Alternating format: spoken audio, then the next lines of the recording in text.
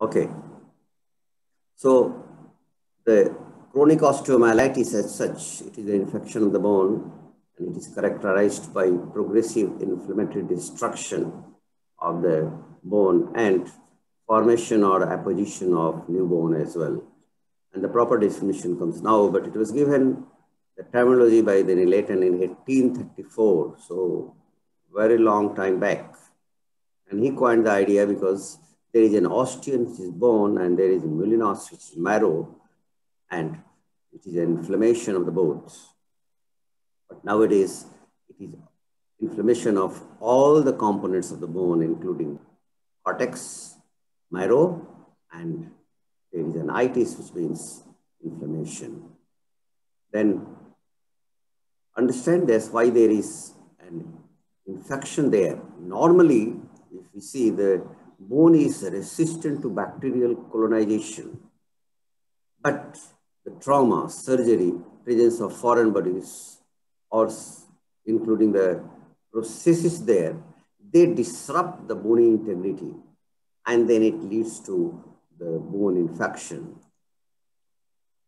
The most commonly, it could be the bacteria, but in some circumstances, it can be mycobacterial or the fungal. When we say the osteomyelitis, it usually means pyogenic or bacterial infection of the bone. Remember, this is one of the gray areas of orthopedics. It is difficult to treat, if not impossible. And the treatment which is done is usually very prolonged and intractable. Now we'll see, they already said the tuberculosis can be syphilitic, can be actinomycotic. That comes under non-suppurative. We will discuss today the suppurative one. The spread occurs either by the indirect, which is the most common mode. It is hematogenous, can be the direct introduction through the open wound, the surgical infection on the pinprick, or by injection, or the direct spread from nearby infection. And these are the risk factors. A lot of risk factors are there wherever the immunity of the host is diminished. The classification are too many. Could be based on pathogenesis that we have seen, direct or hematogenous, based on duration, based on anatomic type. It talks about the anatomic type and the host type. And there is one classification which is usually for the pediatric chronic osteomyelitis, PET-CURE classification, and there can be one radiological classification. So pathogenesis could be hematogenous, contiguous, or could be associated with the vascular insufficiency. By duration, if it is less than 2 weeks, we usually tell it as an acute. If it is more than 2 weeks, but less than 6 weeks, it is subacute. But remember, the subacute can be from the very beginning because the resistance of the host either is very good or the virulence of the organism is very low. There is a chronic osteomyelitis. When we say, we mean it is more than 6 weeks, usually based on the duration. This is the PET-CURE classification. So type A is type 2. So Brody's sclerotic tip bone, the localized cortical sequestrum can be sequestrum with normal structure of involucrum, and then sequestrum with a sclerotic type of the involucrum, sequestrum with structurally inadequate involucrum. So the involucrum is still not complete. This will be type B4. So Cerny made a staging system. So we make the stage of the host, and then we talk about the anatomical type. Anatomical type could be the medullary, superficial, localized, or diffuse. And the host type could be, it is type A, meaning immune status is normal. Type B, there is some degree of immune compromised status. And type C, significant immunely compromised patients. And in class B, it could be class BL, meaning local pathology, class BS, host, meaning systemic disease, class BLS, meaning local and systemic both, And class C, we have seen it. This is the medullary type where the infection is inside the medullary cavity. There is superficial type, usually can be from infected plates, can be from exposure to the soft tissue loss or adjacent soft tissue abscess abutting the cortex. Treatment will be seen later on. And type 3 is localized, well demarcated sequestrum is there. And type 4, it is diffuse and permeative destructive lesion causing instability of the bone. It means if it is due to the fracture, it has not united as well. So these are the types you can see. They confined to the medullary cavity. Now there is a sequestrum and it is over the surface. Type 3, there is a sequestrum which is localized and there is a sequestrum all around, diffuse one. The radiological type can be a Brodage abscess. Type B is sequestrum involucrum is there. Now remember, the involucrum is very important for the surgeons to see. Actually, when you remove the sequestrum outside new bone formed, which is called involucrum, that gives support. So unless the involucrum is sufficiently present in that particular patient, we cannot remove the sequestrum, which is called sequestrectomy. So incidence of infection, open fractures is also very common, that we know it. And we know in grade 3 open fractures, it is going up to 50%. Some of the uncommon parts of the chronic osteomyelitis, spine and ribs are more often involved in the cases of dialysis patients. In case of the IV drug abusers, it is the medial or lateral clavicle. And of course, in diabetes, it is the foot and the bones around the foot. Sequence on the X-ray, it is infection, then it goes on the periosteum, elevates the periosteum, and then new bone is formed, which is called involucrum, and the cortex, which is being infected and through which the pus is passing, that becomes dead, and this is called involucrum, which is usually surrounded by radiolucent zone consisting of exudate and granulation tissue. It's like almost in a cavity. And then pus is released finally from the involucrum through the holes and then presents itself over the surface of the skin. And these holes are called cloaca. Why it is so difficult to treat osteomyelitis? Bacteria entering a no growth or the sessile phase, and they don't allow the antibiotics or the body defenses to reach there. And antibiotics becomes less effective due to difficulty in penetrating the biofilm. So biofilm actually is a protein or polysaccharide matrix, and it adheres to the implants. Planktonic phase is when the bacteria is actually multiplying quite a lot, and then at that period of the time, it becomes very sensitive to the antibiotics. Now, in some of the cases, they go in the sessile phase where they can leave it theoretically almost forever. It has been observed in chronic osteomyelitis, it can reoccur even after 40 years. So remember, low metabolic activity, restricted reproduction, and it may not be cultured also, and it becomes tolerant to antibiotics and immune defense.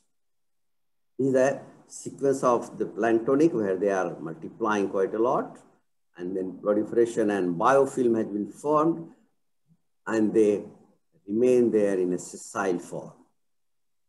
Symptoms are many times in quiescent phase, there may be no symptom, but if there is, it is the pain, fever, or sinus discharging pus.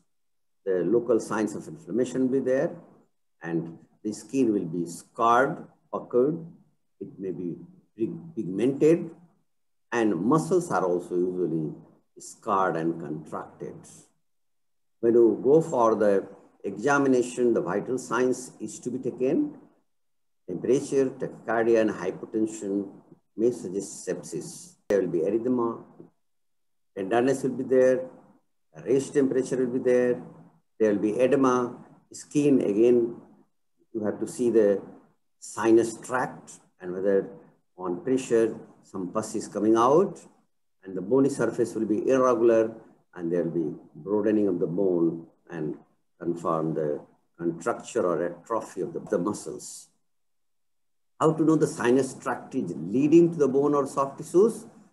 A probe is put in usually, and if it goes and hits the bone, it means the pus is coming from the bone. Or you can do the sinography. Put a dye inside the sinus tract and take the X-ray. You can see the dye going inside the bone. For the investigation, X-ray is most of the time good enough. There will be regional osteopenia, there will be periosteal reaction, and so much periosteal reaction may be that it may look like the osteogenic sarcomas, Codman's triangle. There will be lytic lesions. Sequestrum can be recognized by a separated dens of the bone, involucrum, and then peripheral sclerosis. So there will be some signs which are early and then the late. So some signs which are early that you can see on the X-rays: soft tissue swelling, periosteal reaction, loss of definition, loss of bone density, and osteolysis. And late signs: increased bone resorption, formation of sequestra, new bone formation in the periosteum or endosteum, involucrum, and cloaca. How to recognize, already told, it looks like a floating piece of the bone in a surrounding cavity. And pathological definition of the sequestrum is defined as a piece of devitalized bone that has been separated from its surrounding bone during the process of necrosis. And these are the sequestrum. These are the sequestrum. You can see this is the sequestrum, which is dense, and it is lying in the pool of granulation tissue or the pus separated from the normal bone. There will be different types of sequestrum. So ivory type goes for the syphilitic. Black, it is fungal. Bombay means are the yellow-green, it is again fungal. Rice grain type or sandy, tuberculosis. Feathery, it is tuberculosis of the rib. Ring type, it is infected. Peen track is usually viewed as a ring type. Tubular, it is below 2 years. Kissing type, it is tuberculous spine. And buttonhole, POTS, puffy tumor, meaning osteomyelitis of the frontal bone. So involucrum again, we have seen it. It is the new bone formation over the sequestrum. So this is the involucrum. You can see it. So all the involucrum over the sequestrated bone. So again, involucrum is being formed.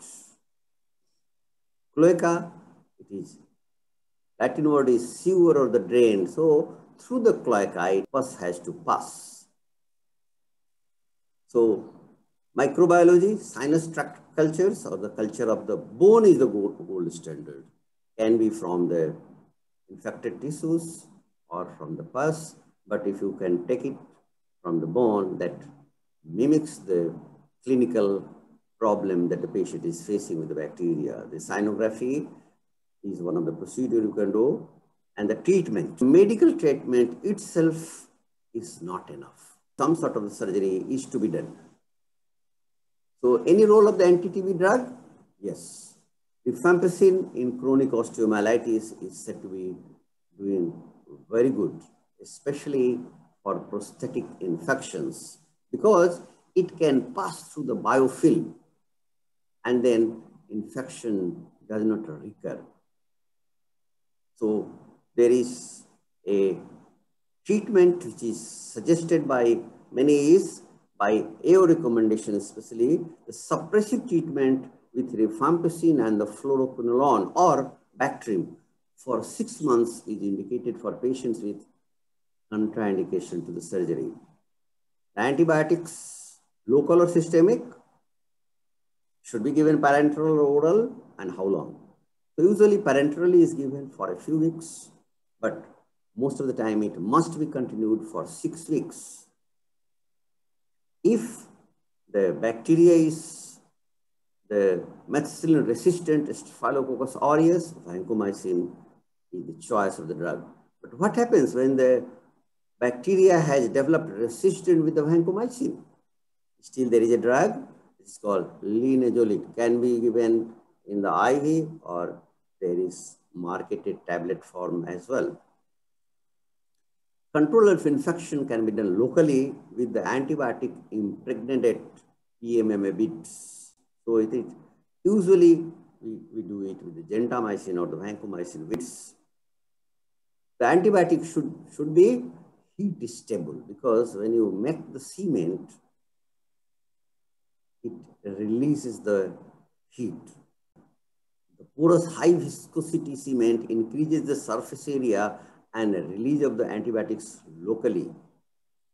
And remember also, the local concentration of the antibiotic usually goes as high as 200 times than the systemic concentration, and that defies the logic of the MIC, and then they can have the bactericidal effects. There is something new about the antibiotic impregnated PMMA beads.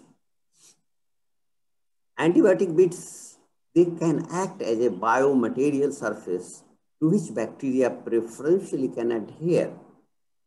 And to avoid such a problem, biodegradable antibiotic impregnated materials have come, which is calcium sulfate, and they are many of the times can be applied there.